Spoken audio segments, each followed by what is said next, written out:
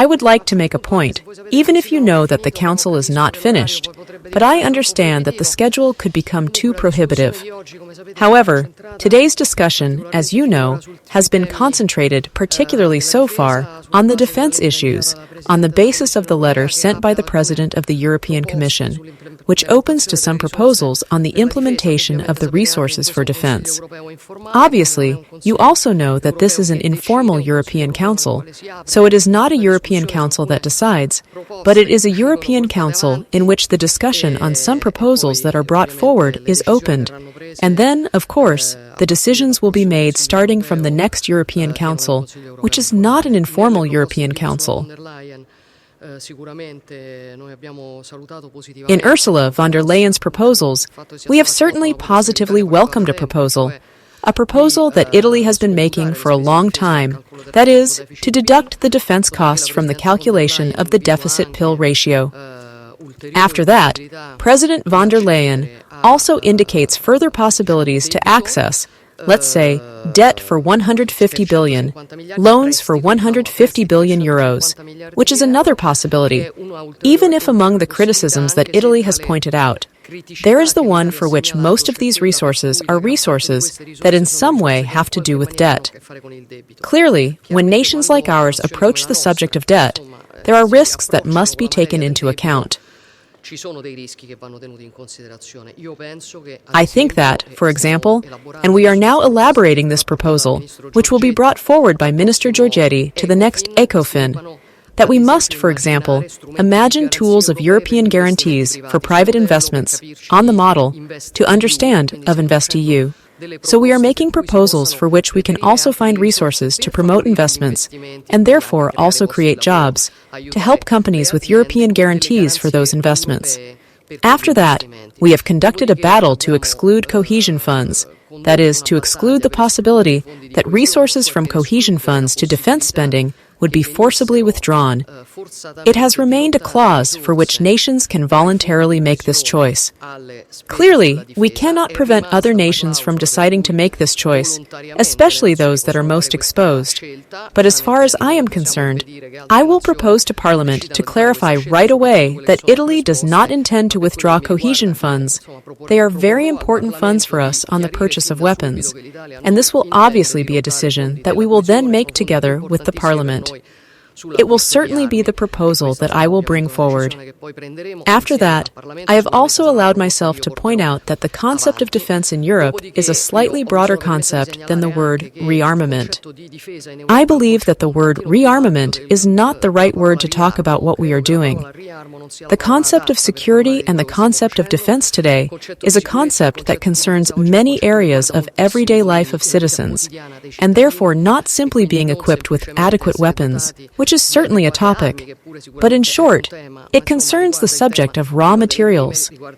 It concerns the subject of cybersecurity. It concerns the subject of critical infrastructures. It concerns many areas of which we also have to deal with on a daily basis. And so perhaps we are giving messages that are not very clear to the citizens, and I think that on this, we need to clarify a little together what we are doing. After that, the discussion will continue on Ukraine in the evening, but in short, today, the bulk was on this. I also greet the fact that on the eve of the proposal of the President of the Commission to open the scope of defense costs from the calculation of the relationship with deficit-pill, there is also a debate that begins to open on a comprehensive review of the Stability and Growth Pact. Probably, if some of the things we said when the new pact was declared had been listened to a little more time. Today, we would not be faced with this situation, but it is certainly news that we greet positively. Clearly, it does not concern, as I see it, a possible revision of the pact, only the issue of defense. It concerns above all the issue of competitiveness, that is, of strategic autonomy, which concerns many issues that will be the subject, as you know, of the next European Council. I stop here if you have any questions. I have already said what I think of this proposal.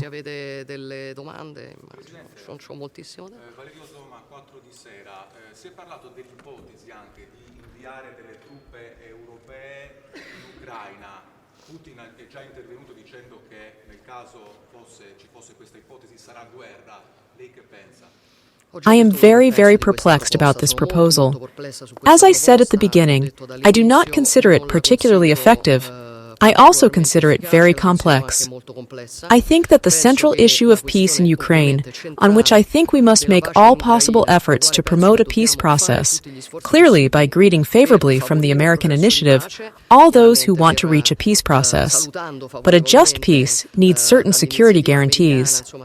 Certain security guarantees, in my opinion, are always at the forefront of the Atlantic Alliance. The only serious way to guarantee them is that.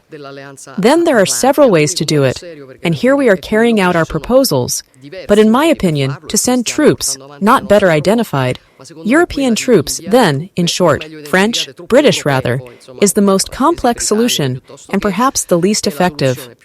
I have said it. I have reiterated it. I have also excluded the possibility that Italian soldiers can be sent in this picture, and I think we must also think about more durable solutions, even those that could represent today a shipment of troops.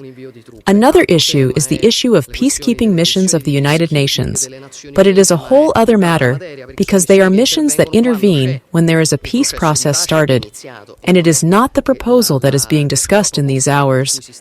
I repeat, on this proposal here, I continue to be very, very perplexed.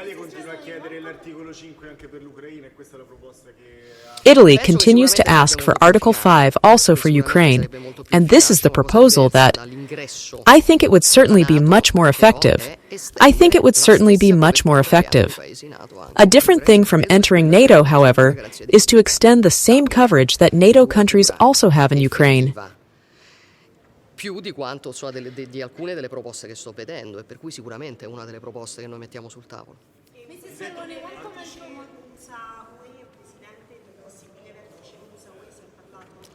I think that would be a guarantee of stable security, lasting, effective, more than some of the proposals I am asking for, and so it is certainly one of the proposals that we put on the table. We are talking about it, it is clearly to be built, but it is a commitment on which Italy is working and intends to work.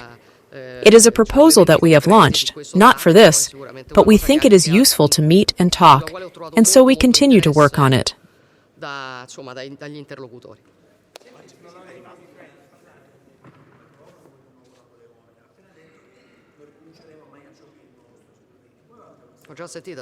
There are no concrete elements on this date yet, but it is certainly something on which I have found a lot of interest from the interlocutors.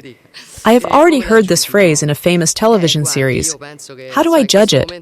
Look, I think that, at this moment, there is not much need to respond. It seems to me that there are more demonstrations towards the public. I am not interested. I am interested in finding a solution that can be effective and serious, because that is why we fought.